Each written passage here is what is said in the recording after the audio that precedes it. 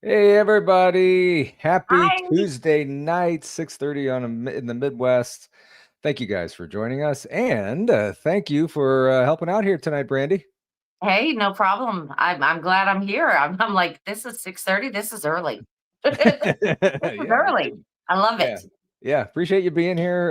Natalie is out in the LBL somewhere, hunting Bigfoot and filming with Greg and stuff. So appreciate you coming in, and we have a fantastic show tonight. Will Lunsford is here tonight.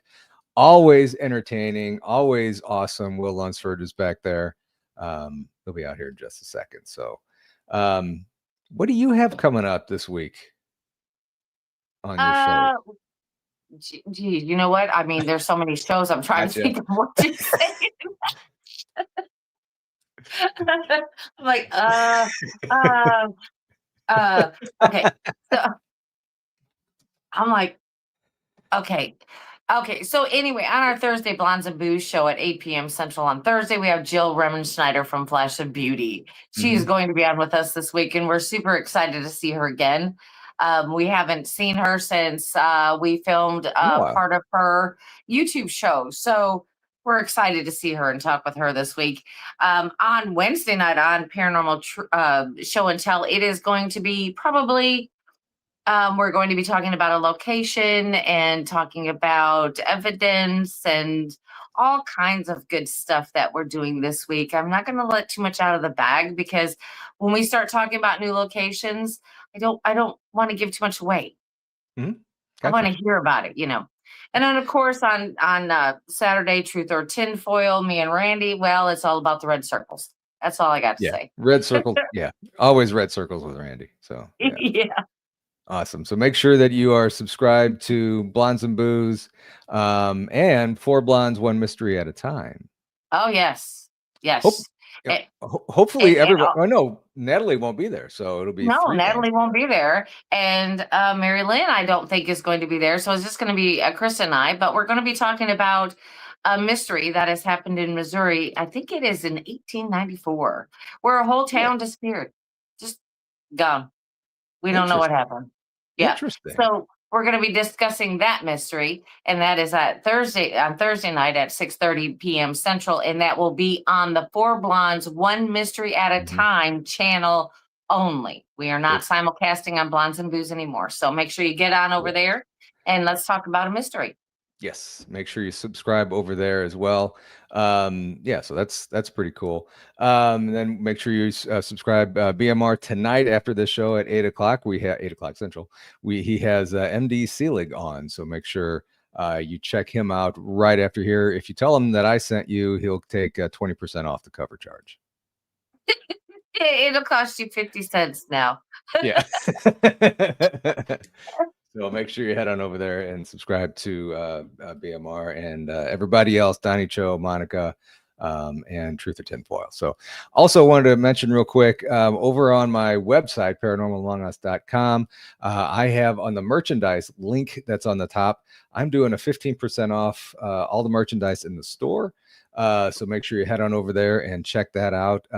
It's going to run till the end of the year. So make sure you get your Christmas shopping done over there. So a There lot you of go. fun Yeah. stuff. T-shirts, hoodies, sweaters, coffee mugs, ping pong balls, Ping pong balls. ping pong balls, deck of Okay. cards, and towels, all kinds of stuff. So head on over there and check that out. So, okay. So I think I got everything mentioned. So you know what? Let's have some fun. Let's bring Will Lunsford out. I've been looking forward to talking with Will since we saw him at the at our conference. Will, how you doing, sir? I'm doing great. Good to see both of you guys and everybody here in chat. I appreciate y'all for being here and having me on here. And, it means a whole lot. I don't take any of that for granted, regardless. So thank y'all all so much, man. You're yeah, as a group, the of the Misfits, you're one of our favorites. We love Yes. having you on. You're just a wealth of knowledge, and I mean, you've been doing this for a long time, so you have a ton of experience, and we're just so happy that you share it with us. Well, man, I appreciate that. The good thing is the experiences are still going as of even last week here. I'll tell you all about it here in just a minute. And I'm glad to be here. Like I said, I'm definitely one of the misfits. One guy that's a podcaster friend of mine, he said, Will, he said, you remind me of the guy at the end of the street that lives in the attic that everybody drives by and laughs at. Well, I'll take that. That's a pretty, but I enjoy this, folks. So like I said, y'all know I'm 100%. When I tell you something, the only thing that's going to change me is now that I'm getting older and have this concussion or dementia. The only thing that's going to change is maybe one word in the way I describe it, and that's going to be something I'll have to try to correct. But other than that, everything's the same. Folks, the things that we're here presenting to y'all as far as for ghosts, for Bigfoot, for Dogman, for Gugway, for some of the other things we have there, for the UFOs and things, folks, they're actually real. Like I said, I'm glad we're finally getting some acknowledgement from our government a little bit, although it's not a whole lot. I think that they realize that I think it's going to be better off if they finally just admit it to everybody. But that kind of acknowledgement. And then too, the thing that's going to hurt me is worse than anything is going to be AI, because I have real stuff that I'm, real video. And then be so many people are going to try to put some out. The good thing is they've got some kind of a little thing on there that shows whether it's something is AI generated or not. So that's going to help me. But, there's people say, oh, well, you're trying to get 15 minutes of fame. Well, guys, 14 out of those 15 minutes are actually ridicule. So it's not necessarily something that you want to have, True. Everybody know that. Oh man, I'm just so blessed to live where I live. I live in an area here that has a lot of paranormal activity, especially Bigfoot, especially Dogman. Like I said, we have also down here what's called a Gugway, and so I'm very fortunate to live right here, and then have several friends that have experienced things like that. And here in my community, the people that I've gone to school with, gone to church with, they recognize that, hey, if I'm telling you something, I'm telling you the truth. They say, hey, if Will says he's seen it, he's seen it. So that's very good. And then they're good to share with me. And for that much, I appreciate it. And everybody else too, for having me on their shows, give me a chance to talk about it and make new friends that way. So I am, and I'm very, very blessed. Like I said, sometimes this is a scary, can be a very, very scary sideline, that you do when you have some of them days that you just don't know what's going to happen next, but that's what makes it a fun game. Yeah. 100%. We were talking a little bit backstage about the weather. You were talking, it's just like the rest of the Midwest. It's up and down, 50s one week, 90s the next week, 40s the week after that. And it's no different where you're at down in Arkansas. Right. That amplifies the Bigfoot activity too, doesn't it? Oh man, there's no doubt about it, because when it gets really hot, man, it'd be like you and I trying to wear a fur coat through the woods. I don't know. It does affect their activity. Seems like we don't get to see quite as many during the summertime. But like right now, I was just telling y'all, I've got about 8 different places here for people who've contacted me in the last 3 weeks that have actually had Bigfoot activity, all the way from Missouri, where y'all are up there, all the way down in Texas and Louisiana, and of course, quite a bit here in Arkansas. And it's been, man, something that's just, I have been so surprised that we've had so much so quickly. But the weather made, like you said, such an instantaneous change that I think it just kind of just, hey, let's flip that switch and let's get started, So it has been, but I'm fixing to start deer season next week, and starting Saturday, and so that should be good. The weather change hopefully should be better, and get rid of some of these doggone mosquitoes, and doing that right there. But it's been really, really good. Weather is one thing that we when you start talking about Bigfoot and the animals that are the creatures or beings that we have around here, that's one thing that is a triggering factor. When something like that changes, man, it changes the activity. It changes, just like it does for us. How you don't feel like doing much out there in the summer when it's so hot, man. All of a sudden it's nice and cool. The Bigfoot like, hey, it's time to get up and go looking around. So that's what happens around here, and that's what's happened here in the last couple of weeks. And so I'll share that more with y'all here in just a little bit. But I went out last Monday night, and actually one of these things. One of the things where I don't think the thing actually knew I was there. I for sure didn't know he was there, but I got to see one crossing the river at Sulphur River down there in Texarkana, right there, not too far from where we went that night, Brandi, down there on the Mount Mercer Bayou. Oh yeah. And I went down there. Yeah. And so I was actually looking for a fishing tackle, and I had left my phone in my truck, it was getting about 10 minutes till dark. I was just trying to find some weights and hooks and things like that. I walked down on the edge of the river. And as I'm walking down there, I just happened to look over there, and I'm like, oh my gosh. And there is a Bigfoot that's walking across. There's something it's called Ford Islands here in Sulphur River. It's a bunch of islands there where the water's really shallow. So he can cross basically, being just knee deep. So I see this Bigfoot and I stop. We sit there and look at each other for a minute. He starts going backwards the way he came. Then he's like, oh, I'm so much bigger than him. I don't believe I'm going to turn around. We'll just make him go. So I sit there and watched. And then he finally went on and crossed the river, went up onto a gas line and then disappeared. So like I said, very, very fortunate to have something. And I was not even expecting it. Like I said, I was not prepared. Didn't have my phone to take a picture. But sometimes that's the way it goes. Sometimes preparation meets opportunity. And so I was very glad to see that right there. And it was solid black. He wasn't as big as some of the ones I've seen. He's about 7 foot.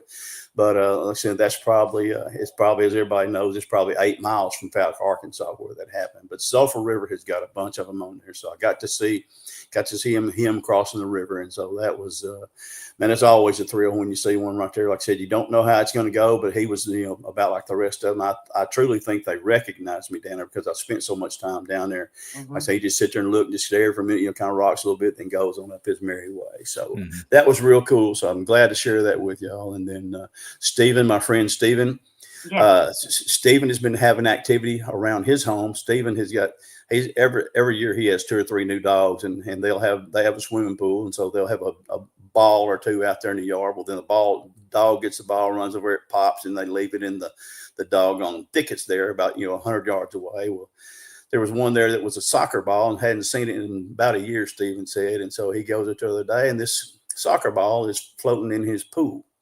So yeah, and it wasn't one of the dogs that got it because it was way on down there. And so then he goes out a couple of days after that, and they have a big old like beach ball looking ball down there. So he goes there, and it's down the hill. Stephen has a pond at his house, so it's probably a good 80 yards down a pretty good slope on the hill.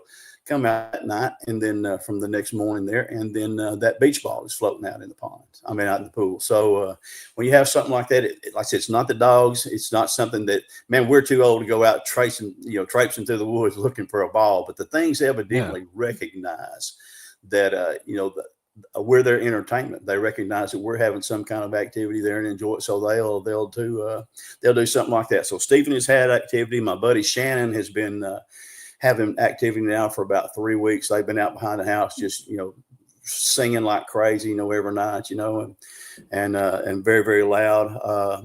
Let me see what else I've got right there. Oh, I met a man last week in Hot Springs. And so I was at a football game. And so he was there. And so whenever he came out, and he was showing some pictures of some deer. And I said, man, that's a big old mountain deer. He goes, yeah, how'd you know? I said, well, I spent a lot of time up here. And I said, well, where do you live at? And he told me where he lived at. And of course, that's an area I'm familiar with. I've actually been through looking through the woods. And I said, tell me something. I said, can I ask you a question? He goes, yeah. I said, how many Bigfoot have you got on your property? Man, it just, all of a sudden, he just shut up. His whole arm just turned like mine. It looked like we had giant mosquito bites all over. So he said, man, look at these chill bumps. He said, how did you know? I said, because I know something about your area. And he looked at mine and said, look at my arm too. So we sit there and talk. So he's actually has some great audio and video equipment out there. And so he's actually got 2 of them on camera that are coming around there, going around looking at his cameras and where he baits out food and stuff like that. So we're going to get together pretty soon and do that. And this guy, he's not he's not a hoax or anything else like that. Just the way that he reacted, it just blew his mind and mine too. But so this is up in the Ouachita Mountains. Of course, we all know how that's not too far, Brandi, where we went that night, where we went down to the dark woods, and we know how that was. That was pretty cool. So that's one of those things that has really been. I have a lady down in South Texas. She's one of my confidants. And she's just super, super sweet. She's got one personality. It's like y'all got. When the Bigfoot, when she's out there, the Bigfoot won't be out and then look for it. So anyway, she sends me some pictures. She's got track line right there coming through there. Bigfoot follow her, and she has a brother that she takes out, and they walk around there and stuff. And so Bigfoot tend to follow her around. So she sent me a picture just this week. So like I said, it's just really been great how much activity has been going on. And coincidentally, here it is, and they've had the same weather, just like Paul said. It's all changed at the same time here in the Midwest and in Arkansas, Missouri, and Texas. And so it's tend to trigger the activity. So I'm excited about it. Oh my gosh. Yeah. I'm looking forward to our spring trip down there. It's going to be fun. Yeah, I'm so super excited about it. I mean, nothing. Trip wise, the one last year that we made down there. Yep. Wow. That right there is one, like I said, when you go to that area right there, it's just overrun truly with Bigfoot down there because it's Yeah. so thick. There's not a house or a light around or natural light around for 12 miles there. So you just got all this thickness right there, and you've got like 5 rivers there within 10 miles. And so everything is just really, really good. So those Bigfoot down there, they don't appear to be shy from anybody as far as that goes. Of course, I don't know how many people they actually see, but I do know they recognize me and Stephen. We've had some crazy things happen, down there but anyway, that's there in the Ouachita's. And so, which is if you're going to Arkansas and you want to try to see a Bigfoot, we get a lot of people that make pilgrimage to Fouke, because Fouke is, it's probably I'm going to say it's the Mecca of Bigfoot in Arkansas. It's not. Yeah, it's not it may be the mega Bigfoot in America. It's not necessarily out there in California. Man, we've got them around here. And then you've got Texas. You've got the piney woods of Texas. Then you got the swamps of Louisiana. Then the mountains of Oklahoma. And man, I'm right here in the midst of those 4 states. So very, very fortunate. But it's been just really it's just an area that if you come to and you go to Fouke, if you come from the north there, go through the Ouachita Mountains, and you'll, I said, you're liable to luck out onto a sighting, just like I did last Monday night. I was not Bigfoot hunting. I've been actually going down to get white oak acorns. I put out, instead of buying corn to feed my deer, I put out white oak acorns. So there's a white oak tree. So I had gone down there, and I bought me one of the little cages that you roll around there to get all the white oak acorns, so you have to bend over. So when I get through with that, I just happen to drive down there to where we were that night, and where we see all the alligators. And sure enough, there's that Bigfoot. So even the most accidental sighting is, man, it's just, it's almost got a special surprise to it. We've been very fortunate that we've been able to generate our own sightings for the last couple of years. But this was one that I was not expecting. So again, like I said, something like that right there, it just kind of makes your whole, makes this thing worthwhile, because it never gets boring. Right.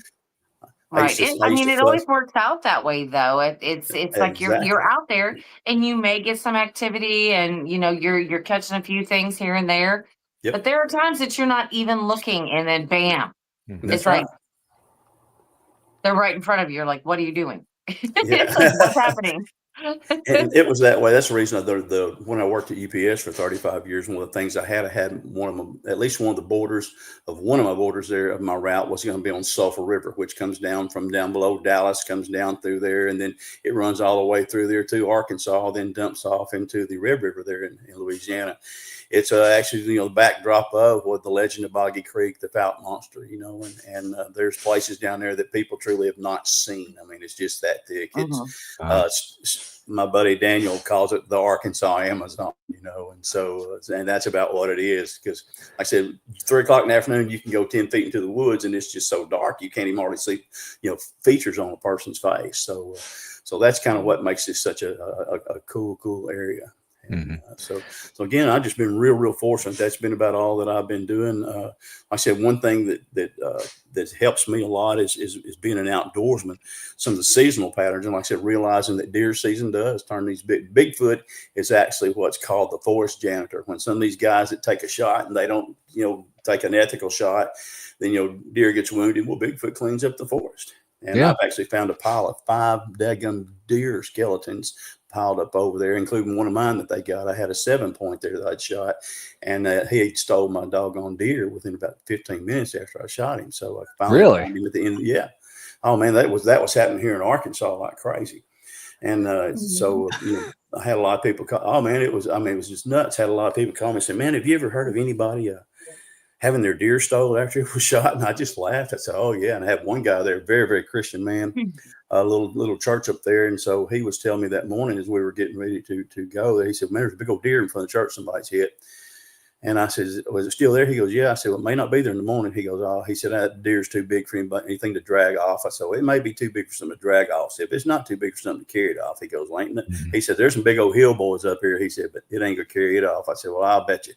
He tells me where it is. The next morning I get up, me and Cindy get up early. We go to church. I'm driving the road, can't find nothing. I do see a blood spot where the thing he got hit. So anyway, whenever we finally get to church, we're there, and I said, "Where's that deer?" And he just kind of started smiling, and He said, it's gone. I said, well, I know it's gone. I said, where is it? He said, something carried it off. I thought, wait a minute, I didn't hear you right. I said, something wadded it off? And he said, something carried it off. I said, I thought you said couldn't nothing drag it off. He said, he didn't drag it off. He said, he carried it off. And I said, I told you so. So again, like I said, that's one of them big old Washita, Bigfoot stories that we have up there. So it's again, it's really, really funny, and made a believer out of him there. So that's always one of those things that when you actually have somebody that comes up to you after and said, well, you got me. I said, well, what did I do? And they said, you made a believer out of me. That's makes it rewarding, because I'm not here to pull anybody's leg. I can get in enough trouble with the good Lord by myself without fabricating lies, and so with that right there. So anyway, and then like I said, then you get to meet people that like we talked about as far as having a bumper sticker or something else like that right there. Folks that are interested in it don't mind. They actually are. They want to know something about it. And so had a very good year as far as for meeting new people. So a lot of them have got Bigfoot on their property. I've been invited to come anytime I can. So I'm looking forward to maybe getting to do some of that as well too. So nice. So you mentioned before that Arkansas isn't a popular, I guess, isn't well known for the Bigfoot, even though there's so many there, as opposed to Appalachia, Great Northwest. Why do you think that is? I think it's such a diversity in the habitat that we have. Number one, we got the Washita Mountains, we've got the Ozark Mountains, and then we have what's called the Boston Mountains up there around Fayetteville, around where the University of Arkansas is.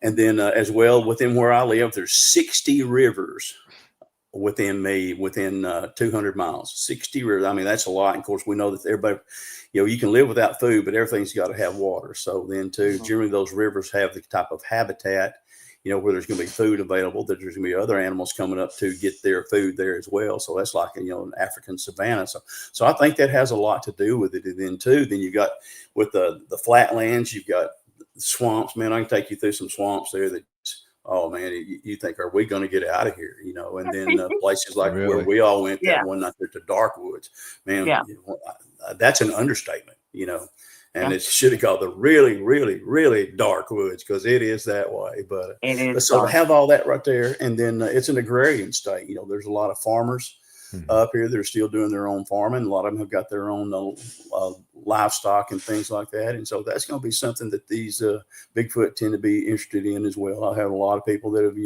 when I finally get them to open up about stories, things they've had as far as for, the Bigfoot coming and getting their chickens, or, seeing Bigfoot out there around their cows, or standing there in the edge of the wood line. And here lately, I've been kind of getting a lot of stories about Bigfoot having an infatuation with horses. Now, there for a while, I didn't really think, oh man, there's no way. But you got the lady up there at Nebraska, Harriet McFeely. She's an expert in far as the Bigfoot actually braiding their manes. And there's a certain way that they braid the hair on their manes that you can tell it's the same way. If y'all watched the show not too long ago there with on the Travel Channel there, and Josh Gates, and then a guy named Doyle Holmes, who's a friend of mine, had one that a Bigfoot charged out of the high line and actually killed its horse, actually hit it in the ribs and drove a broken rib through its lungs, and so it killed it. I have another friend that, and Doyle's not a man to lie to you. Doyle's an honest guy. And have another friend that's has one up there around a little town named Richmond up there around Little River, Arkansas, where Little River comes through Oklahoma. And so he had one that was messing with all his horses. Another lady, she lives down in a place called Bright Star, and the Bigfoot was coming around her house, and she had a circular pen that she kept this young horse in. Well, this thing would sit there and just run around the daggum pen, just terrorizing the horse. So I didn't realize that infatuated with the horses, but I've been getting a lot of stories like that. So that's going to be something that we can maybe check out. And but it's really like I said, Harriet, the lady up there, like I said, she's really an expert on things like that. And so it's I think that's a lot of it, because Arkansas has such a diversity of different environments, and like I said, different things to eat. And Bigfoot is an opportunist. Bigfoot's like me, man. It's like me at a buffet. Whichever you can, whatever he can eat, this is what he's going to do. They're going to eat roadkill. They're going to eat. There was one lady down there in Texas that she said she had one out in her garden eating her flowers, one morning when they woke up, which I believe, because they had tracks. And that was actually my nephew's best friend's grandmother that, so So to have those kind of things like that. So I think it's just diversity of all the opportunities they have. They don't have to travel too far. Even if it gets hot, you can give them that shade, even though that's not really much help with them with those heavy coats that they've got. But they can get in the shade. They can get have a place to get a drink to cool off. I've actually seen like the one I saw the other day. I know it wasn't hot that day, but he was just happened to be crossing the river. But they can get in all these waterways and to find something to eat. That's the second one I have actually. Well, actually, the third one I've actually seen in the water like that. So anyway, it's just really a great place. And then, like I say, you go into Texas, you've got the Big Thicket. Y'all heard of the Big Thicket there in Texas? Mm-hmm. And then you get over there in Missouri, y'all got Mark Twain National Forest. Oh, Oklahoma, you got the Ouachitas National Forest and all those doggone mountains. And so you got such a varying deal that they're not necessarily have to be stuck in a rut. And then you don't have a lot of people in some of these areas. And like I said, some of these people, these areas, people have never been there. And so with that right there, there's not a whole lot for them to fear. The only thing that Bigfoot really has to fear is man itself, and that's not necessarily that everybody wants to just kill him, but whenever you're surprised or something like that, and you've never seen something like that, the first thing we tend to classify something like that is a monster. Well, it's from what I've seen. I mean, I've got pictures of them with babies. Y'all seen the picture I've got with babies. I've got me with a picture standing there 20 feet away. I've got a 45-70 rifle in my hand to chase away the bear and the hogs, and they're not even paying me any attention. Excuse me. So not even paying me any attention. So there's a lot of crazy things that Bigfoot have around here too. Forgive me, folks. I'm just getting over daggum cold. So, you're good. That's okay. I mean, I was gonna just tell people, if you haven't been to Arkansas, you really need to go. It is a beautiful state. I have to travel through that state all the time. It's like all the time. And it just amazes me. Because what Will is saying about it being so diverse. I mean, 1 minute you're in flatland, the next minute you got these rolling hills, the next minute you're crossing rivers. It's just simply amazing. And is it a perfect habitat for a Bigfoot? Yes, it is. Absolutely. It really is. It's just something that's there's very few habitats like that, and then like I said, you can drive. There's one place down there you can actually be standing in 3 states at the same time between Texas, Arkansas, and Louisiana. Coincidentally, it's named 3 states. They've got just a little marker about like that. You would think that'd be worth something like the Eiffel Tower, but you can be standing in 3 states at the same time. And then the 4 states area, Texas, Arkansas, Louisiana and Oklahoma, you can be in each one of those states within 20 minutes, individually like that. So, but it's a beautiful, beautiful state. And it's got a various, there's not a city in Arkansas has over 250,000 people. So, like I said, it's actually population shy compared to most places. Some of the cities actually have more than that. So, and some of these other states. So it's really it's an amazing state. It has the United States only natural occurring diamond mine in Murfreesboro. Coincidentally, which had Bigfoot sightings in it. It has the world's biggest deposit of let's see, what's it called? Lithium there underneath the surface that they have now found. And so then they also have a lot of quartz there, which tends to be a paranormal attractant, so they say, with some of the quartz and things that happens like that. It has been found the world's largest track line of sauropods, which is a dinosaur, and they're around a little town called Nashville, Arkansas. They had found I think it's like 50,000 tracks or something other like that. Yeah. And I mean, that's amazing to have for something like that. And then we take all that. Then we have the Fount Monster, and then if you go into the crossing realms, as far as the up there in Eureka Springs, the most haunted hotel there is in America. And if you go up there and folks, don't, just because you've never seen a ghost, don't dismiss that either, because we're not crazy. No. Hey, Hot Springs ain't trailing too far behind Eureka. That's all I got to say about that. Exactly. So all those things that it has, it's actually a very, very interesting state. It's got the hot springs water right there, as far as the springs that people use for healing and things like that. So it's actually very, very unique habitat, diverse, and then all the lakes that you have. So I think that has a lot to do with it, like I said. But it's the cost of living is not extremely high like it is if you go, somewhere up there like that right there. So again, that's what makes it really good. So if you get a chance, I'm not sitting there trying to be a spoke and say come to Arkansas, but I'm saying when you do, you're going to have a various set of I have a things you want blast to do. every time in Arkansas, and I don't care what I'm doing. That's I don't- exactly right. I don't know if I've ever been to Arkansas, actually. Well, You man, need we're going to to. have to remedy that pretty quick. Yeah, no need kidding. to. I'll be there. I mean, because of course, for the ghosting aspect, of course, you've got Yep. Eureka and the Crescent Mhm. Hotel. That's right, the Crescent Hotel. Class A. That's a Class A place. And then, then you have Hot Springs, which has the, excuse me, Hot Springs has the Arlington, That's which right. is a big, massive hotel, and that's beautiful also. I mean, very historic and just a really long history with these places. Yep. But then, you have Falk, Yep. you've got the Bigfoot, it's there. And you're just like, wow, it's just amazing. And the wildlife and everything else, it's just it's a destination. Even if you've never thought about it, it is a destination to go to have a good time, to relax, to vacation, it's got everything you want and need, especially with us. Daniel came down from Alaska there, and he goes, you know what's the difference between this and Anchorage, Alaska? I said, what's that? He goes, everybody you see waves at you, whether they know you or not, So, the people are really friendly. And we went in one store there, and I had on a Bigfoot T-shirt about like what I got on right here. And one guy came, he said, "Man, you believe in Bigfoot?" I said, "No, I know Bigfoot's real. I've seen Bigfoot." He goes, "I've got him on my property." So, I mean, he came up to us and just shared where he lived, what he had seen, and everything else like that. And so, like I said, when the folks are that kind of friendly, so it is. It's a good place to come to if you want to come. Like I said, you've got to go to Falk, Arkansas. Falk, Arkansas.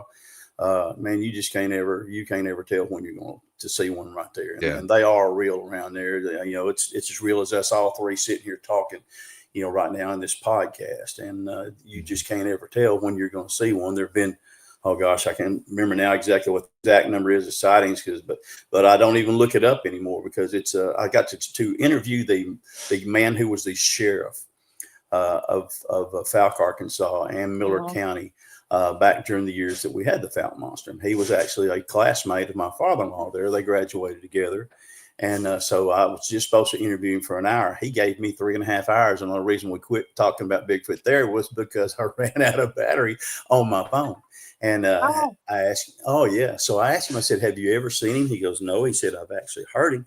He said, but he said, what makes me a believer is, he said, because all the people that come through here, you got Highway 71, which comes up basically from New Orleans, coming straight through, goes all the way to Kansas City up there where y'all are. Now it's, I think, I-49.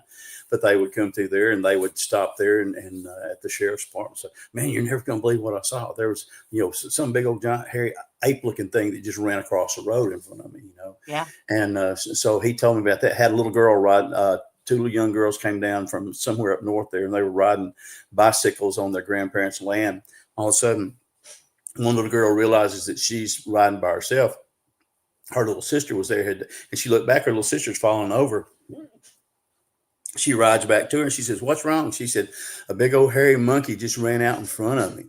And so she just turned her bicycle over so she wouldn't, hit it or anything like that. Had another lady that worked at a nursing home there after she moved down here, and she was actually taking care of my mom. And so I was, asking her where she lived, and she told me about it. And I said, "Well," I said, "What made you move down here?" She goes, "Well, I had folks that used to live down here." She said, "But," I said, "Where at?" And she told me it's around Falk. And I said, "You ever have any encounters with the monster?" She goes, "When I was a little girl," she said, "I was riding my bicycle down one of these country roads." And she said, as she went through, all of a sudden the thing just steps out into the road and starts looking at her. She did the same thing. She just turned it over, right there. And so it would stop. And so she starts crying, she screams, and she turns her bicycle around. She looks back, and the thing has already crossed the road on her. So, but these things that were given to the sheriff as stories. He said, "Man," he said, "these people had never heard of the Falk monster.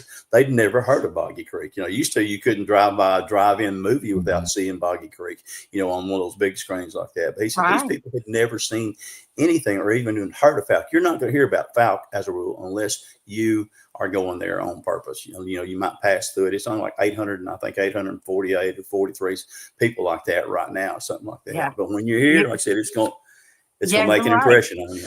You're right. You're not going to go through there unless you you know what it is and where you're going. Absolutely. You know, You're and the right. funny thing about Arkansas is, I tell you what, I have never seen so many of those metal cutouts of Bigfoot in my entire life in one state. Mhm. But I guarantee you would stop at any of those people's property and you You're right. say, "Well, I see you got a cutout. Have you had a Bigfoot experience?" They're going to tell you yes. Yep, exactly right. They will, and you got a little town called Mena up there. You know, Mena is old heading up there into the Washtenaws, and then you got Willamina Mountains. But then there's Oh yeah, Bigfoot yeah, all over the place. You know, up yeah. there. Then it runs off there into Oklahoma, and then around Hochatown, and but there's more Bigfoot up there, like I said, than you can shake a stick at. And people just wouldn't think it, but it is unless you. But then when you start seeing these people as they tell you their story, and the tears start forming again in their Yeah, eyes, and their voice gets kind of shaky, you can kind yeah, of see their hands shaking, you realize they're telling you the truth, so that's one thing that makes this just such a really, really good state, especially when you have the sideline hobby habit, whatever you're going to call it, that I have, and then I'm very fortunate to have some very good research people here who are my partners. And then Stephen is certainly one of them. Stephen is actually he actually has them on his property, uh-huh. and he actually had a deer in a family size freezer like that he was down here. You tend to soak them to get some of the gamey taste and stuff out like that. Yeah, So it had been cold for a few nights, so it had actually frozen to a solid block. Well, he finally gets the urge. Well, I can go out here and start work on processing this deer. He goes out and he opens up his ice chest, and the deer is gone. There's no way any kind of person is going to lift up a big giant block of ice with a deer on it and walk off on it. So, but it did. And so then later on, he found where they had actually gifted him, I guess, in return for what they took from him, a deer there on his property. And then also he went out into the carport one time, and then his wife's car was sitting out there, and she had a real nice, I think it was a Mercedes or a Beamer, one of the two.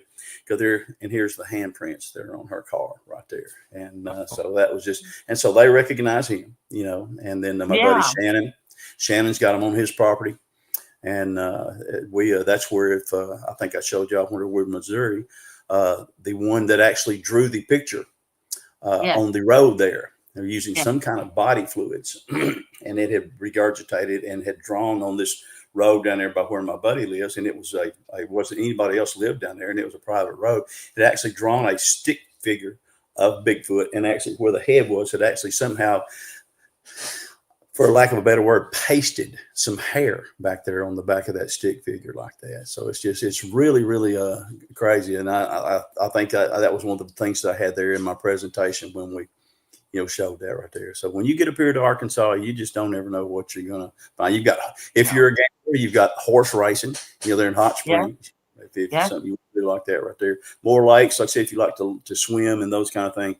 Fishing, man, I've grown up fishing. I've been very fortunate to have several encounters while I was fishing down there, quite by accident, and all of a sudden, then here's Bigfoot right there. But there's all kinds of good fishing and things. And so I met one man there that he was a farmer, and I'd asked him the first time that I went down there to his house to deliver. I said, well, I know you got some monster stories. Tell me. He wouldn't say anything. Well, finally, it was about 3 weeks later. He goes, well, you remember when you came in the first day? I said, yeah. He said, remember what you asked me? I said, yeah. He goes, well, he said, I wasn't untruthful. He said, I just didn't tell you the whole story. He said, I was there one day, and he said, there's no buck standing over in the corner of his pasture. He said, so it was deer season. He carries a 30-30 rifle on his tractor with him when he goes. He sits and sees that buck, and he leans up and he shoots that buck. And he said, whenever he did, he said that monster screamed like it was like he had killed its best friend. And he said, so, nothing happened around his house, that was any kind of danger or thing like that. He said, but the thing screamed for the longest. So, again, like I said, you get down here to where this is at, and you're right there in the middle of Bigfoot Central. Yeah, yes, I agree 100%. Absolutely. I mean, I have seen some things. I've seen some It's things. it's just crazy. People say, well, mention ghosts. Like I said, I had when I was growing up, I worked at a haunted restaurant.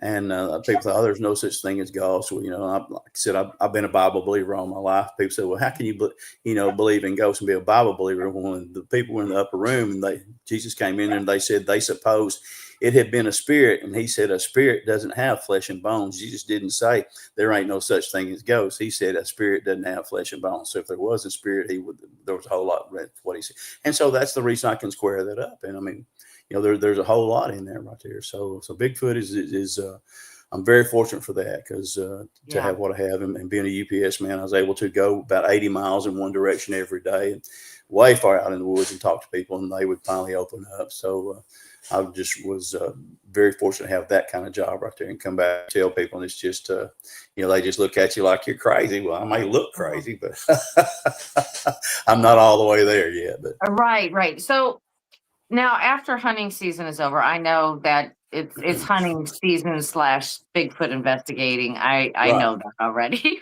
Yep. Yeah, I already know that. But are you going to go out during the winter time? I mean, is that a time you would go, or would you just wait until like the spring? I tell you what, the funny thing around here is, me and Stephen have done a lot of research around here, as well as, having Daniel with us there, and then my research part. Our Bigfoot around here, from what we've seen with track evidence, with what we've seen from picture evidence from our game cameras and everything, our Bigfoot seems like they're having their babies right at about anywhere from Christmas to New Year's. So I will have last year I had out about 10 cameras. I was getting doggone photos every day of Bigfoot walking by there with my camera. So I will have my camera set out like that right there. Then also too, a couple of years ago, I had one came up on me from behind and started shaking a tree. And that was scary, because I'd never had that happen before. And he wanted me out of there. And there wasn't a way in that world I was going to come down off that. I was on about a 16-foot ladder stand. There wasn't a way in the world I was coming down out of that 16-foot ladder stand with him on that ground like that right there. He sat there blowing. And when this Bigfoot shook a tree, instead of wrapping his hands around like you do like that right there, he actually put both hands on one side and was shaking like that right there. And so I was shaking the same way while I was up in the stand. But finally, he sat there and just, okay, he's not going nowhere. He's not going to hurt anything. He takes off and walks away. And so I never saw him again. But that was enough. That one time on that right there was enough. He was just enough borderline lunatic crazy. If he decided to come back, I was afraid it was going to be a lot different than the way it was that way. So that's one of the weirdest experiences I've ever had with Bigfoot right there. But have that happen where he's actually shaking a tree behind me back there. Yeah. Well, yeah. I mean, it startles you. But it's like, that's what you're there for. Yep. I mean, you're not going to run anywhere. I mean, what good would it do to begin with? Nothing. That's right. Nothing. I mean, you can just hope and pray you've got a way out. I mean, if something goes wrong, but yeah, I get it. I've talked to a lot of people that have had him chase them, and they've all said the same thing. He could have caught me, or it could have caught me anytime it wanted to, and I think it's doing some of that just to keep from being, for things from escalating as far as what it could. So again, but like I said, that's. I believe that that's probably what had happened when we were out there. And I told you I was going, I was walking up to that tree line, and then everything just went fuzzy. Everything went blurry. There was no reason for it. My glasses were clean, everyone. I had my glasses on. They were clean.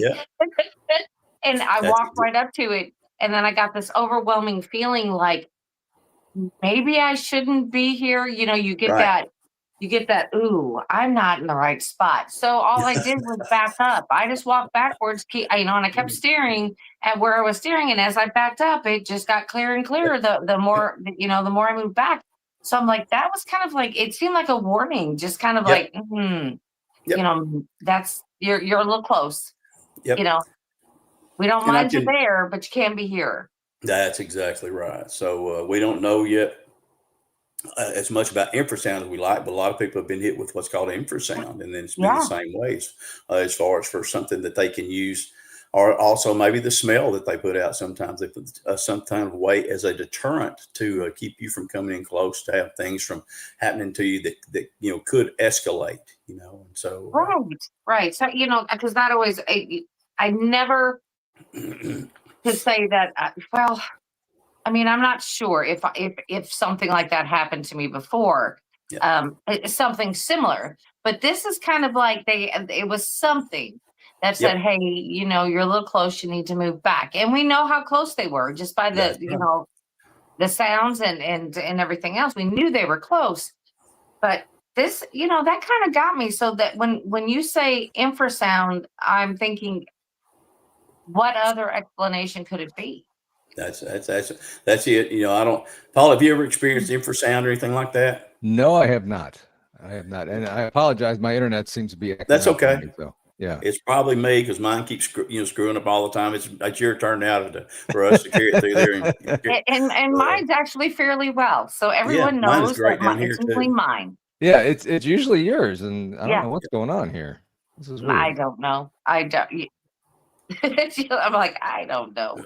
Yeah. Usually So it's I'll be Bigfoot hunting even while I'm sitting in the doggone deer stand, I just to know see it. I had one scream the other night there. I have a new deer lease. I've only been on like 2 years, and there's a big slough that runs through there. Well, I was there the other night, and sure enough, real late and right at twilight, which is about the same time I had that sighting the other night. And man, one of them suckers sounded off, and it was just right on key and just loud as it could be. And whenever it got through, then the coyotes started, and then if y'all heard that story, there's some kind of deal there, of symbiotic relationship between Bigfoot and the coyotes. Mm-hmm. And then after it screamed and the coyote started going, it screamed again. And whenever it did, every coyote out there shut up and probably dug himself a hole and put himself in, because it was. And then I didn't have very far to go. I guess I had probably about a quarter of a mile to walk, but then it quickened my pace quite a bit there. It's still one of the things you don't quite get used to, but so it's going to be that, like I said, I will definitely, based on last year especially, I've got 3 new cameras to put out there. People think that you can't get pictures off of a game camera, and that's not so. Like I said, what we do, like I said, we put our cameras in the brush, and instead of it being right there just tied to a tree, so Bigfoot's going to hit his head on it when he walks by, we've had it back there. It's so familiar with its areas that it knows what's supposed to be there and what's not. So we'll put that camera back in the brush right there. And so when it walks by, that light will flash. Well, then the next picture that you get after you get that picture of that Bigfoot, you're going to see, again, I've told you all this, but either see a hand reaching in there, or you'll see the face and they're looking at to see what the light went. Well, then the next thing you're going to see is your camera flying through the air, pictures of little spinning trees and everything else. As And then it's being slung, 50 yards. That's just as good yards. as a picture, I would think. Oh man, it is. I actually got one there that was down at my buddy Shannon's place, and so every picture I got before then was just perfect. Very, very dynamic color and everything like that. Then all of a sudden, the Bigfoot walks up and they hit your camera with the infrasound. So all of a sudden, everything just goes blurry. Everything I get after that is turned upside down. So I actually had to get the doggone SD cards and turn them upside down so I could see what's on the pictures right there. So, but again, like I said, this guy was really, really, him and his family have been very, very good to me to let me go on their property and research anytime I have wanted to. And like I said, he's been getting sounds now about the things that are coming screaming about the last 3 weeks. And deer season is definitely going to ramp that up. And so that's going to be something that I'm excited about. Like I said, those cameras I've got are actually video cameras now instead of just, I've got some I put out there, but they're not, there's a pretty good chance somebody's going to steal a nice camera. That's just all there is to it. But anyway, putting our cameras in the brush like that right there, I've got 3 new cameras, about $200 a piece. And for me, that's expensive because, man, I'm a cheapskate. I don't mind telling you. I've got too much Mountain Dew and Reese's cups I can buy with a $200 camera otherwise. But anyway, I've got these to sit in there. And so hopefully we'll get those things on video this year. And if I do, it's going to be an exciting experience. I'm going to holler at y'all. We're going to have a party, and I'm going to put it on a big screen and let everybody see it, because these dudes, I've got some big ones down there. I've got 2 down there that I've seen over 9 foot and 2 down there over 10 foot. And so if I can get some of the big jokers, they're on camera, there won't be any way that anybody can say, oh, well, Bigfoot ain't real. Or they will. They'll say, oh, yeah, he's hoaxing. We all know how that goes. But Have you ever went out there and retrieved an SD card or anything and find out that it's either like your camera's dead when it shouldn't be, or your SD card is completely corrupted and you can't get anything off it? That has happened to me, and I'm like, that is the weirdest thing. You might have heard me tell this story before, but I had a big black one named Brownie. Brownie's probably between 9 and 10 foot tall. And Brownie, I got him one day coming down off this hill right there, going right by my camera. So I'm all excited about getting that picture of Brownie right there. And so I get the picture, and whenever I go home and check it, the picture won't come off there. Well, I thought, man, I had done something wrong, something other like that. Well, anyway, where Brownie was up there, this trail that was going through there, we had another camera set up there. Well, he was coming through, but he was so smart. These things, they know exactly where my cameras are. I've got so many pictures. If y'all can look at the cover of my new book there that I've got there, and you'll see the Bigfoot staring into the camera. They know where my cameras are. So they're sitting there. And so we sit there, and every day when he would walk by, he would get right to the edge and he would jump, and I would just get a brown blur. And I'm like, well, doggone, what is that right there? So finally I got smart, went up there and saw where it was, saw where he was landing. So I got up there with me and Steven and actually tilted the camera out some right to where his feet were landing. I'm like, I'm going to get you, you big sucker. So sure enough, thing is, they can jump quite a ways. And I almost missed him this time, but I got his pictures. He jumped across it. Man, his doggone back is 4.5 foot wide, lots of fur and everything. And so I get it. And so I called Cindy and I said, I got him, Cindy. And so anyways, I said, I've got his picture right here. So, you carry a little card reader, you can see it. So I'm all excited. I come home and to download this one picture there, then plus the other one I already had of Brownie walking down the trail. And I go to download it and won't anything come off of it. I mean, it's just right. And the funny thing is, if you try to put it on the computer, it won't even show up on the computer. But if you show it on the card reader, it's there.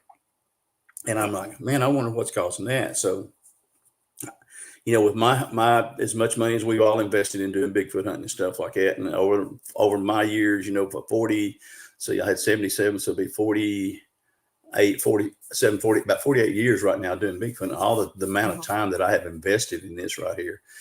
And I told Cindy, I said, I've got him, but it won't come off the camera. So she had a little computer problem. So she went to a place here where I live in Texarkana, town about 52,000. It's like Joe's camera shop, but so went there and took she goes, tell me something. She said, have you ever heard of anybody's SD cards having a picture and the picture won't come off the SD cards and it doesn't even show up on the camera or the computer, but it does on the card reader? He goes, no, that shouldn't be happening. She goes, my husband's got one. So she tried her best not to tell him what it was. Finally, he goes, well, what is it? And she said, well, my husband's a Bigfoot researcher. He kind of got that silly smile on his face that everybody gets when you tell him that you're associated with a Bigfoot researcher. And she said, oh, don't smile, I said, because he's got him.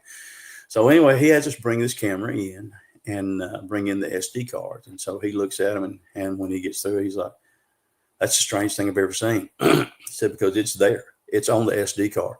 It's on your camera when you do it like that, and it's on the card reader. But when you put it on a computer or on the big screen there he said, there's nothing there. So he said, let me tell you what, I've got a place here in Dallas, Texas.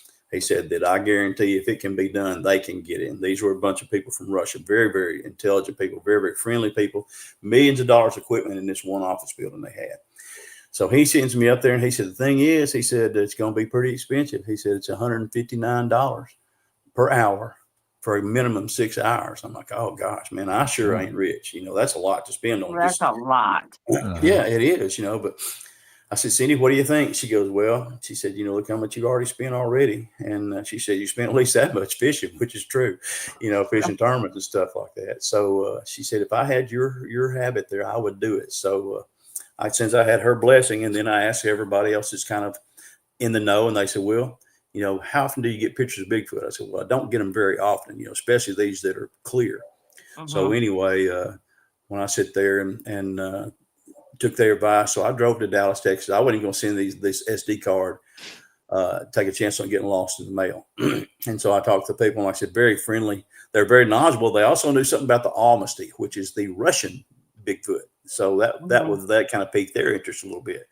So I take it up there, and they said, well, we'll call you. Maybe nothing bad will happen. So they called me about 3 days later, and they said, well, got some news for you. I said, well, good. I said, is it good news or bad news? I said, well, it starts out good news. I said, okay, what is it? And they said, well, we got your SD card here, and we didn't lose the pictures on there. I'm like, thank goodness. Yeah. So I was just breathing a sigh of relief.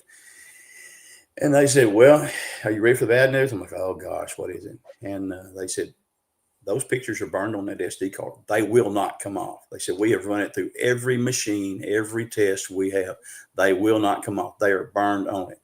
And so they said, if you want to come get it, if you will bring your camera, we'll go through your camera at that time, free of charge, so they went through there. Like I said, it's, everything is there where it's supposed to be, but when you hook it up together, it would not come off the SD card. But anyway, I had to take the pictures of Brownie right there, and then get I have a digital camera that comes onto my cell phone, and get just where it zooms in, and it's pretty nice deal, and actually take pictures of that. And that was the only way that I could get the pictures of Brownie off of there. Wow. And so the good thing was they didn't charge me for doing it, because they thought, man, this is just great. We know now that honesty's real. I'm like, doggone right, he's real.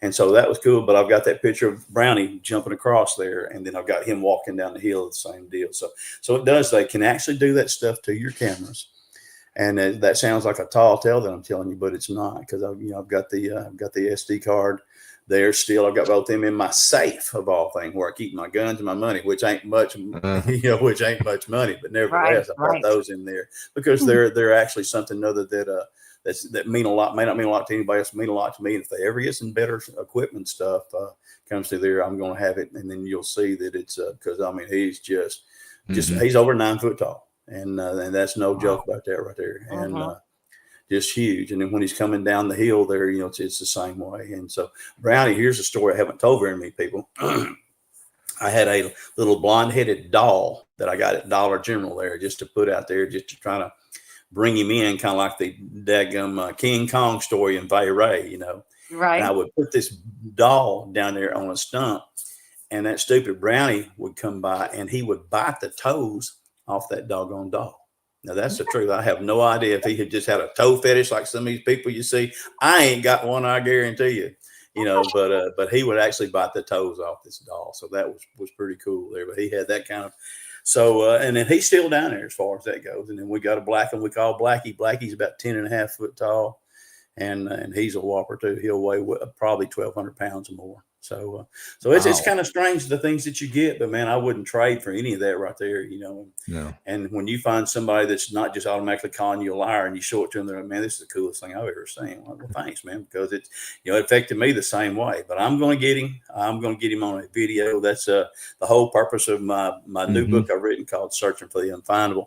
Finding the Impossible is because I'm going to be able to hopefully get the right pictures this year, present Bigfoot to the world that, hey, he is actually there. We had the big brown one I showed y'all there 2 years ago when Daniel was down here. Beautiful coat. She's walking across this big clear cut there that had nothing, just pine trees that were starting to grow. Big, beautiful brown coat, man. So I see her and she's walking across there. So I stopped right quick, got my camera ready on my phone, was fixing to do a video. Well, then she stopped. So we sit there and played 10 minutes worth of I Spy. She wouldn't move, and I wasn't going to move. Well, I had some place I had to be, and finally I told Daniel, I said, from my friend from Anchorage, Alaska, I said, I'm going to have to go ahead and just get this still shot and then go on. So I do. And I kept seeing while we were sitting there watching this big, beautiful brown one out there, I kept seeing something here at her waistline, like a little hand moving or something. Like, I don't know, she's scratching or something. I had no idea what it actually was. I thought maybe she was scratching or she was in a nest of bees or something other like that right there. So sure enough, whenever we get home, I blow it up. And whenever I do, there's the mama right here. And she's a big gold cone-headed brown, a very, very beautiful coat. She's got a real long nose. The only one I've ever seen that had any, quote, human features besides, the number of fingers and toes. But the nose was actually almost hairless, kind of went way down like that right there. But then also, whenever I went on down on mama's body, and there's the other set of eyes, and she's got a baby there on her midline and on her chest there that she could. So that's what I had been seeing moving the whole time. So I got that picture as well. So I'm hoping this year, like I said, if it goes well, y'all know me, I'm kind of stubborn. I don't know necessarily when I need to give up, but I'm not giving up on this. And I would like to be able to get these pictures. And if I do, to show people, hey, folks, we've been telling y'all for years and y'all just done them to ridicule us. Now here's your proof that Bigfoot. Now, next time you go deer hunting, think about it and deal with it, Right. So, but this is kind of a weird question, though. You were talking about she had a nose, more human-like nose. Do you think that may have been like maybe an abnormality, or do you think that is human DNA that's coming out? And that's a good question, Brandi, because I've seen a bunch of them. Like I said, we have a bunch of them, and I've been fortunate enough to see a lot of them, but I spend a lot of time doing this. I'm retired now. I've been retired now for 8 years, and so I get to go out a whole lot. I haven't seen anything to make me think that they're a person as far as that goes, except for that one there with the nose like that right there. And it's almost like, if y'all have heard of proboscis monkey, it was almost like a proboscis monkey that has the longer nose. It comes down like that right there. And like I said, doesn't have any hair on it. The face doesn't have any hair on the cheeks or anything else like that. But other than that, man, she's just beautiful coat. And that's one of the things that we're not going to know until we get a body. But all these people that say, well, we're going, well, we need to kill one. No, we don't need to kill one. If you're having to defend yourself, your family, that's another story. But as far for just killing one, that's not something that we need to do right there. I can just live without that kind of knowledge. I know they're real. Folks like us are sitting there trying to bring that knowledge to the public, those ones who want to have an open mind and realize, hey, there's been, I think 50,000 encounters over the last 100 years, or reported sightings there in the last 100 years. Wow. If you got 50,000, something of that much, not everybody's lying, Right. And people say, well, if only one person's telling the truth. No, that doesn't necessarily, you didn't have to be one person telling the truth. They're there, whether somebody's told the truth or not. But I'm here to tell you, without me being that person there, Bigfoot is real. And I was scared. I wet my pants first time I saw one. I was 18 years old, 6'2", and 240 and potty trained to fix and play college football. And it scared me to death. I mean, it really did. And I've talked to a bunch of other people who kind of had some of the same experiences right there. You're just not ready. You're just not ready to see a Bigfoot. You're not ready for the size. They're easier to believe in when you've never seen one than when you've got one that's standing right there in front of you. Now that sounds stupid, but that's not the case at all. When you can have something like that, I appreciate that, Benno from Oz. I really do, man, because you guys, y'all, my story's not going to change. Like I said, the only thing's going to change is a word from this being 66 years old and demented and having a concussion. But other than that, I have no reason to lie to somebody. I don't want to be the one who sits there and they say, well, this person was getting chased by a Bigfoot, but nobody told us so that they weren't alive, so they got killed. I'm not going to do that. I had to do it with Dogman for a while, just not talk about Dogman. And y'all seen my Dogman pictures. Y'all seen my pictures of the daggum Gugway I've got. And my wife goes, please don't talk about Dogman, because if you do, that means I'm going to have to defend you with that. She said, it's hard enough to defend you being a Bigfoot researcher. Well, you know what? It's the thing is, I don't have to defend you. I've been there. No. I've been there. So, I mean, it's just kind of like, I'm like, yeah, you go, Will. I know exactly what you're talking about. I agree. I know. It's like there's no defending. I'm not going to make you believe what I already know. That's right. Just sent a deal that said I didn't look like I was 66. Well, man, that may be hard to believe too, but I am, as far as that goes. But I, try to take good care of myself. Getting out in the woods, walking those trails has a whole lot to do with that. But but again, to have that right there, to have these experiences to share with people. And like I said, part of my purpose is just because, if they see one there's a thing people ask me about, does the government know about them? Well, I have a friend that whenever he went up to Fort Lewis, Washington, one of the first things they gave him was a booklet and one of the things in there it covered right towards the very first is what to do when you have a Sasquatch encounter, not what to do if you have a Sasquatch encounter, but what to do. Yep, exactly right. When you have a Sasquatch encounter. Now that says a lot. And, for the government knows about them, whether they acknowledge it or not, government knows so much more than they let us know. But still, we know about them. You got these regular, John Q farmers out there driving a John Deere tractor. They know about them. How can the government not know about them? Right. So, yeah. I mean, exactly. I seen a pamphlet out of Florida that, the funniest thing is they have it listed under like wild hog, wild boar, and they're talking about that. And then right at the bottom of that doesn't say Sasquatch or Bigfoot. It just starts talking about them. And I'm like, that's an odd place to have it. This lady I told y'all about from South Texas, she lives down there. Years ago, there was a guy that won the Heisman Trophy that played for Baylor. And he was a quarterback. His name was Robert Griffin III. They called him RG3. RG3. Yep. And so he was from Copperas Cove, Texas. She sent me a picture there that says on there, it says Sasquatch notice. Sasquatch has been seen in this area. What to do when you see one. And it's on a poster there on the tree right there. It wasn't like, it was like some kind of a booger bear or something other, that they were telling the truth, and they did that for people to know just what to do, and but it's actually there, and I've got a picture of that photo there that she sent me from that. But she lives down there very, very close, down there in South Texas, to where RG3 lived in Copper's Cove, Texas, and that's where this was, in Copper's Cove, Texas, where that is. Wow. So that is really, really cool, and she, I said, she gets a lot of activity quite a bit of the time, and like I said, she always shares it with me. I'm so thankful for her, and so she asked me not to reveal her name, but I won't. But I'll tell you what, she's a crackerjack, man. She's very, very honest lady, very, very sweet lady, very pretty lady. And when you see her, you realize, hey, this girl's got what she says tells you is real. So but when you have something like that, like you said, the pamphlet like you saw there in Florida, it's real, and they just don't. If they don't tell the truth, somebody's going to get hurt, and then that's going to be on the government. And I hope that nobody.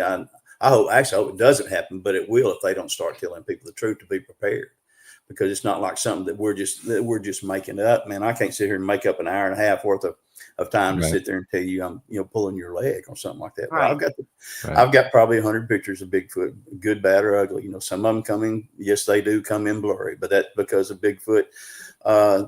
Number one, having the infrasound when they hit it, but then two, you can go driving your car whenever it's hot, and you look over your hood and you see these heat waves coming up, and how it's just blurry like that right there. That can happen with your photograph. You have motion deterrent there that does the same thing. You have wind. As far as there's actually two phenomena that you see people that are sailors out there on the ocean, and you'll see a picture of a ship right here, then right on top is another ship right on top of it. They're not seeing two ships. It's a phenomenon that happens, when you're looking through a photographic lens and stuff like that. The Bigfoot, as far as can they cloak? I don't know about that, but I know if they can.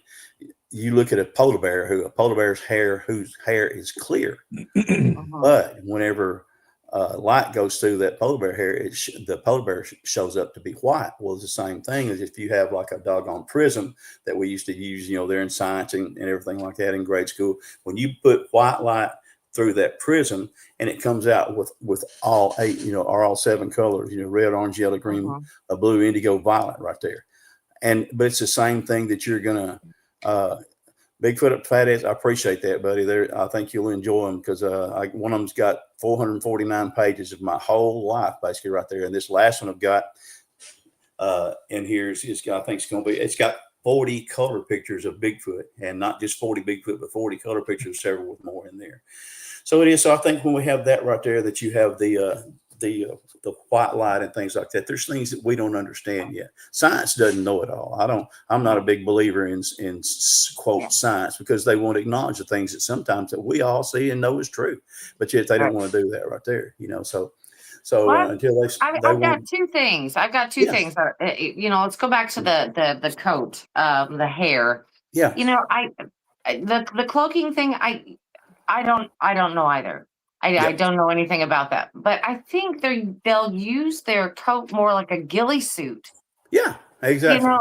Just to blend in, which could seem to some like cloaking, but all they're doing is just being a chameleon, really, and blending right on into wherever they are. I mean, they could step beside a tree, just make one move and disappear.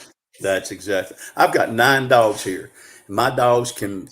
Whenever they get excited, that hair stands up on their back or on above their behind and stuff like that, and their color changes. Now it doesn't change from like blue to orange or anything else like that, but their color change, the tint changes on their coat like that right there. And I don't see why in the world Bigfoot cannot do the same thing. Why? And as they have all kinds, just like fish. Like I told you, I've been bass fishing for years and won a lot of money fishing. But you have the protective coloration. I can be sit there watching a bass lay on the bed fixing to lay their eggs, and because the way the good Lord gave them the coloring, you can't see them unless you have some good Polaroid lenses. You sit there and stare, and finally the thing will move, because how do we see most everything that we see? We see it through movement first, right? And so that's right. So I'm not going to say they do or don't. I haven't seen it yet, but that may be because I've missed it. So I'm not going to say anything like that. Right. I don't tell people they're lying. You know, I don't insult other real researchers as far as that goes, you know, and that's just not the thing. That doesn't help our cause at all, you know, to sit there and because I don't want people to call me a liar. Say, oh, that Will's the biggest liar they've ever had on their show. That's not so, you know, but I want people to realize they're real.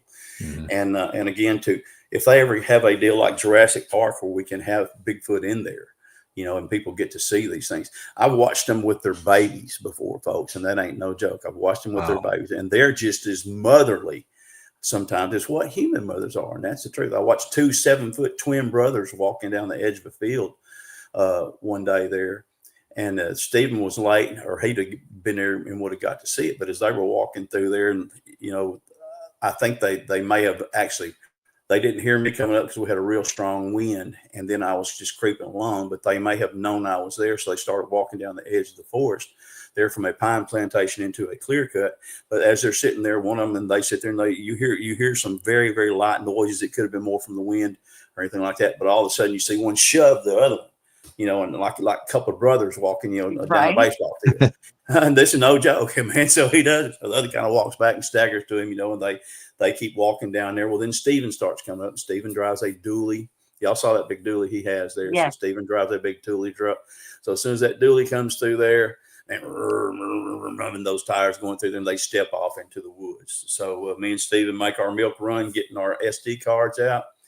And so as we're down there, we set the last card. All of a sudden, the alarm on my phone from one of these. It has it's a phone that actually sends signals back to your cell phone. I mean, a camera that sends back to your cell phone. And so all of a sudden my cell phone signal starts going off. We turn it on there, and there's like 7 Bigfoots standing in front of this camera. We just got through setting through there, including one over there that's laying there eating a doggone Snickers bar, which is how we get them in front of the cameras, like it or not, folks. I mean, you know, they deserve a treat just like we do, man. Don't drive me by a daggum Dairy Queen and me wanting a milkshake, because I'm going to pull in. Well, same way, they have certain things. They got a sweet tooth, you know. But we do with those Snickers. And then we have a place here that after we put them there, we don't even peel them anymore. And then when we go down through there, and you can all of a sudden you find the trail of Snickers paper. We call it Snickers Trail. And so you can see actually what trail they've gone down and everything. So that's pretty cool too. And Daniel surprised the heck out of him, you know, when he saw that. We just busted out laughing, you know. So it's a very, very rewarding hobby, you know, to be able to share with folks and to know that there was a lot of things about Bigfoot. I was not interested in Bigfoot. I was 17 when I saw my first one. Until about 10 seconds before I saw my first Bigfoot, I had no idea the thing was actually real. Didn't have really a real interest in it. And then whenever I did, things changed right there, because I was interested in him to see what he was going to do, and he was interested in me. So, but anyway, it's been now since 1977, and so I've been now 40. That makes 49 years, I think. Wow. So 49, so, yep. 48 years. I mean, for next year will be 2026. So, but anyway, to have that much time in there, you'll see a lot of things in that coverage of time. And then once you get these things where they're actually used to you, like they are with Stephen and I, you'll have them, they'll actually start showing their true, the way they do things. And so again, to see that mom and those babies, and to see the brothers interacting and see them as a troop. I've actually got a picture that I had put in my archives one day, because I was sitting there and I was driving down the road, and here they come. Here comes a whole troop of babies. There's about 8 brown juveniles walking out of the woods. So I got a picture right quick and watched them. They turned around, set it in my archives, and went to leave. And whenever I came back out there, somebody called me and I forgot about it. Well, finally, whenever I went back, they looked at my archives. Here's this picture of these 8 brown juvenile Bigfoot coming out of the woods. And so, I mean, when you look at it, you're like, oh gosh, Will, man, you know, you're not lying. No, you know, that's not necessarily something I did. I just luck of the draw, you know. Exactly. You know, it seems like my internet has come back, and thank God, because I've been trying to figure this out. I've missed a whole lot of this, so I can't wait to go back and actually watch it on the replay here. So we do have a couple questions for you. And before I get to the questions, I want to make sure that I mention your first book, Searching for the Unfindable, My Quest for the Arkansas Bigfoot. Make sure you get that on Amazon. And you have the second book out. I'm going to try to show y'all this right here. This is actually called Searching for the Unfindable, Finding the Impossible. And what you're looking at right there, folks, right there on the front of that is a Bigfoot that's about 2.5, 3 foot away from my doggone camera. You can see the eyeballs right there. They weren't quite this red, but I highlighted them just a little bit so you could kind of get a outline, some pop on the face so you could actually see. But anyway, that's him. He stared into my camera. You can see right there where my finger is. You can see the 2 nostrils there from that Bigfoot. And so this is fine. So anyway, this is my second one. Like I said, my second one, the purpose was to get to a point from where I, like I said, didn't believe in Bigfoot, to actually have the encounters that what we've had now. And I mentioned a lot of my research partners who are just so invaluable. I've got several stories in there of other people that I've talked to who have had Bigfoot encounters. And every time I get the opportunity, I try to go to, if there's a conference that there's some good speakers there that realize that they bring some truth to the subject. Right. Try to go to that. So there's a lot of time invested in that, but it's like I said, I'm gonna kind of thumb through there and just give y'all. There's a picture right there. I don't know if y'all can. There it is right there. If you can kind of see it right there, that's a Bigfoot laying in front of my camera at night. We put a Snickers bar. Oh yeah, we put a Snickers bar up there, and so I had kind of put like a little. Built a little quote altar unquote where I was putting that Snickers bar. He sneaks up that night, and me and Stephen get down there, and we can see where he's been in the grass. Y'all heard of the daggum crawl? Well, he's crawled through that grass right there. Yeah, and right there I put that Snickers on a stick, about like what the end of this. I impaled it on the stick, and so whenever he comes through, he's gonna get that Snickers, or he's gonna just have a conniption fit. So he goes through and he gets that hand wrapped around that Snickers bar. And so when I show you this picture right here, let's see if we can find it. Maybe not. There we go. But anyway, right there on that picture right there, you see his eyes, you see his head. There's his hand right there where this finger right there is. There's his hand. You see the pictures. And you can see his knees, you can see his feet. And so he's laying there eating that doggone Snickers bar. I told Stephen, I said, Stephen, we got a skookum cask, which is, if y'all know anything about Bigfoot, the skookum cask up there in Washington that they have where the Bigfoot laid in the mud puddle and got that. So, I mean, that was just, that was just mind blowing right there. And you can see the individual fingers on the hand, and you can see the black fingernails. Bigfoot has fingernails. Bigfoot does not have claws. At least these down here don't. And the ones I've seen in Texas don't. The one I saw, Oklahoma did not, and the ones in Louisiana, they have actually fingernails, and they have teeth just like what we have, except they got 4 right here, and they got a space, and coincidentally, that space is called the primate space. And my son's a dentist. He informed me of that good stuff. There was some benefit to his education right there.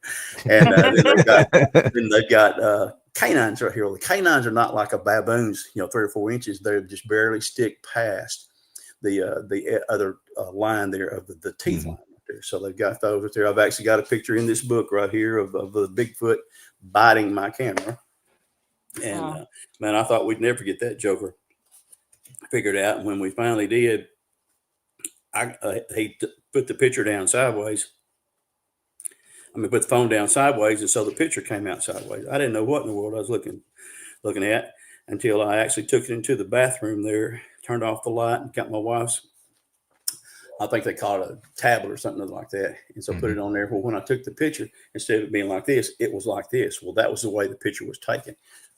Took that joker and blew it up, and there's that Bigfoot biting that camera. You can see inside his whole mouth. You can see the nose. He's trying to get it in there, and the nose is all like funky like that, where he's trying to get in there like that. I'm like, great, So, and I tell that story in the book. The thing that made it the impossible is the area that Stephen and I have found that is you're going to have a Bigfoot sighting truly, or some kind of encounter just about every time that you go down there, just like it was with the dark woods. We told you about the dark woods, and sure enough, they were there. And the same way with this, we got 3 of them. The first night we ever went down to where we found this place called Grounds, we got 3 of them walking across this clear cut. And so there's a mama and 2 babies. But finally, one of the juveniles, are not babies, but juveniles that we had there. And so finally one of the juveniles gets close enough. And so on this video, and so Stephen actually has got a picture of this juvenile with this cone head up there looking straight into the camera right there. So that's what it's about. It's about finding this place that we continue to go to. I could go to it right now. I promise you that might kind of help you see a little bit better right there. You can see the eyes. But anyway, that is actually a Bigfoot looking into our camera. And that second book, it's not on Amazon. It's only available on your Facebook page. Yep. It's on my Facebook page. But if y'all will get, like I said, do that right there. Contact me on Facebook, or else, like I said, I have a Gmail account called flippinstick76@gmail.com, like a fishing rod, flipping FLIPPIN stick 76. And so I can get you one. Like I said, I can control that. I can, if I get the once I receive the communication, I can have it to you the next day as a rule, and I can actually save you a little bit more money from Amazon. I can probably save you about $2 and what you would normally pay with the shipping like that right there. But that's it, flipping sticks. Yeah. And just take the S off there, just flipping stick. Flipping stick. Let's try that again. There you go. Try it one more time. One more time. There you go. He's getting it. These things are truly, I wrote these books there, are labor of love. Now people say, well, that's cliche. Yeah. Well, it's not. There you go. And it's not actually a cliche, man. A lot of nights, the first one I wrote when my mom was sick and passing away, and I'd spend the night in here 4 or 5 hours at the computer that night. But this right here, I would get in there when having some family time, and then after I get through the family time, wake up, come in here and type on the book. But it was important enough to me to let everybody know that these things are real, and I've been fortunate enough to have these kind of experiences that I wanted to share with everybody. It's not a deal of me trying to brag about what kind of great Bigfoot hunter I am, man. Let me tell you, they've got a whole lot more to do with it than I do, you know. But sometimes you get preparation meets opportunity, and then you get your pictures like that. And so that's what I've got right there. But it is going to be it's a good book. I don't say that because I wrote it. Like I said, I put everything into it. I don't try to have any secrets so that I can get that $1 million picture, and y'all ain't gonna get nothing. It ain't that way. There's no such thing as the $1 million picture. No. You know, if you get even the video, like I said, somebody's gonna accuse me of being a liar, you know, when you get it and show it to them, you know. And but other than that right there, whenever we recognize that from what I have, hopefully it will point us forward to getting the video of Bigfoot, and everybody gets to see it. And that's what this is all about. So I've got one more book there. I've got enough stories and encounters. Oh yeah. For right now, if I don't have any more, of course, I'd have to include what I saw on Monday there, you know, walking across the river and things like that. And but I've got enough to complete one more book, maybe about a 200-page book, including the pictures. And then if I'm blessed, then I'm going to get more than that. Then we'll write a 4th book. And you know, like you said, it's not about finding them. They find you, and they seem to know you and trust you, and you know, they'll find you. So that's pretty awesome. They really do. You know, they're a lot like deer. They recognize your intent, whether you intend on hurting them or not. Like I said, I've got 3 pictures of me standing there with a gun, a 45-70 rifle, which will shoot lengthwise through a doggone buffalo. Oh wow! Standing right there within 20 feet of them, and they're not even worried about it. Wow! And, so that's awesome. So that's pretty cool, because that level of trust. I also think that helps get me through the woods safely every time and get to come back home. Exactly. We got one female there that I joke with Steven there. I said, well, she's got a crush on you, Steven. You look more like a Bigfoot than I do. But she actually has a crush on one of us, and she'll follow us around, and that's pretty cool too. You know, yeah. But she may keep those big males from jumping all over me. You can't never tell. You know. Yeah. So that's. Oh yeah, so that's a strange deal too, the way that they have this relationship with you, and that's what they want. People say, oh, they don't want to have anything to do with you. Don't believe that, man. Bigfoot is interested in what you're doing. Bigfoot, we are their entertainment, and they want to they want to see what you're doing. It's like at Steven's swimming pool I was telling y'all about, you know.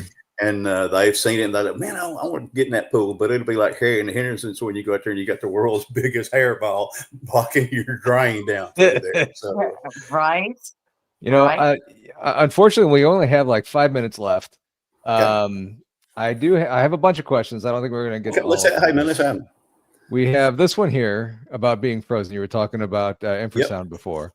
Does William think that they are able to do this by using infrasound, being frozen?